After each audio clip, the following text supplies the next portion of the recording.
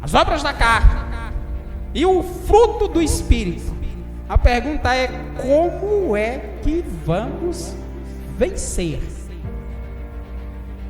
Paulo diz: como venceremos? Crucificar a carne e andar no Espírito.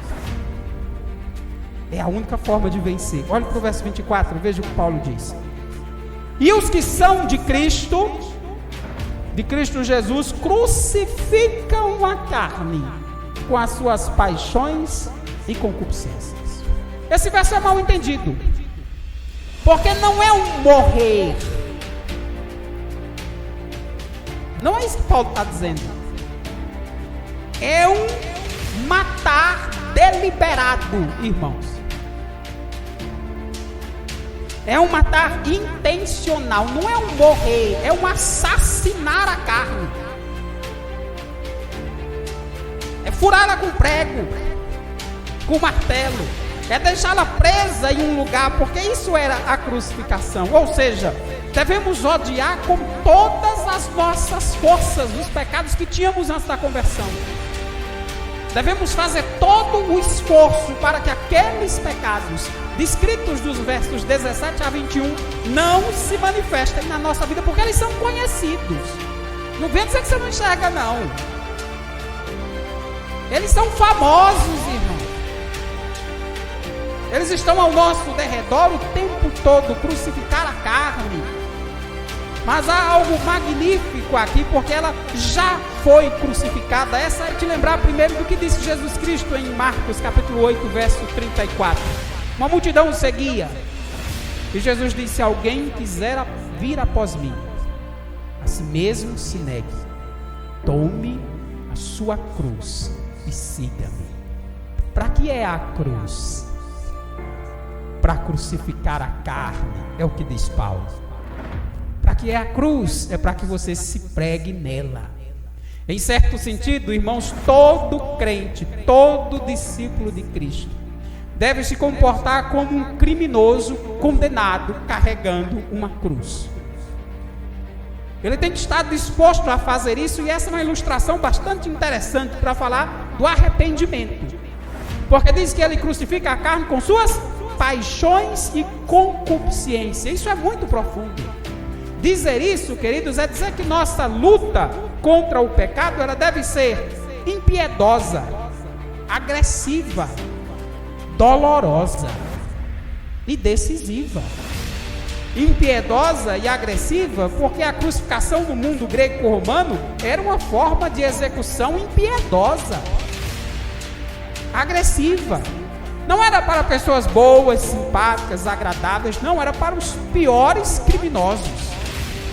A crucificação era reservada para os piores criminosos. Olha, se Paulo usa essa figura para nós, isso significa, queridos, que nossos desejos e vontades pecaminosas devem ser tratadas por nós da mesma maneira, sem cortesia, sem concessões, sem nos justificarmos nela, sem sequer dar espaço a elas, assim, sem cortesia nenhuma para as tentações ou para os desejos pecaminosos que temos.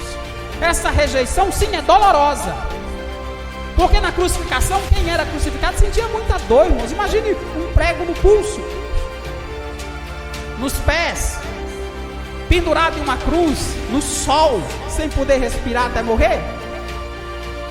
Dor. E a dor aqui é a dor do conflito interno que todo crente tem que ter. De ouvir a voz da tentação, da serpente, do desejo do seu coração, e mesmo querendo fazer aquilo, dizer não. É a dor de enfrentar a si mesmo, porque é muito fácil enfrentar o outro, difícil é enfrentar a si mesmo. Essa deve ser também uma postura decisiva, se você se converteu. Porque tem algo sobre a crucificação que é bastante interessante. A morte era lenta, muito lenta. Tanto que quando Jesus morreu, Pilatos se surpreendeu que Jesus já tinha morrido. Foram lá avisar a ele. E ele disse: ele já morreu? Já. Não, pois verifique. O guarda foi e furou o lado de Jesus com a lança. Você lembra disso? Era uma morte lenta, sim, dolorosa, mas era uma morte certa. Ninguém descia da cruz sem morrer. Ninguém descia da cruz sem antes morrer. Essa deve ser a nossa postura diante do pecado, decisiva, irmãos. Não fazer acordos com ela e tomar essa decisão. Mas tem algo que eu quero te dizer para te encorajar. Olha o verso 24 de novo. Paulo diz: e os que são de Cristo Jesus crucificaram a carne com suas paixões e concupiscências. Veja que Paulo não diz crucifiquem. Ele diz que os que são de Cristo, e essa é a pergunta, se você é de Cristo. Se alguém está em Cristo, diz a Escritura, é nova criatura. Se pois o Filho vos libertar, verdadeiramente sereis livres. Nenhuma condenação há para os que estão em Cristo Jesus. A pergunta é se você está em Cristo. Porque os que são de Cristo crucificaram. E é isso mesmo, o verbo aqui no grego está no passado, é um auristo que a gente chama. É um tempo verbal que aconteceu no passado, mas que tem ações ou consequências no presente e no futuro. É um tempo que nós não temos na nossa língua. É isso que Paulo está dizendo. Se você está em Cristo, você já crucificou a sua natureza pecaminosa. Ela já está na cruz. Mas você ouve ela gritar, você ouve ela se espernear, você ouve as tentações e os desejos do seu coração. Ora, irmãos, está lá em Mateus 23, Jesus estava numa cruz e tinha os criminosos do lado dele, também fazendo a mesma coisa que a sua natureza pecaminosa faz, tentando a Cristo.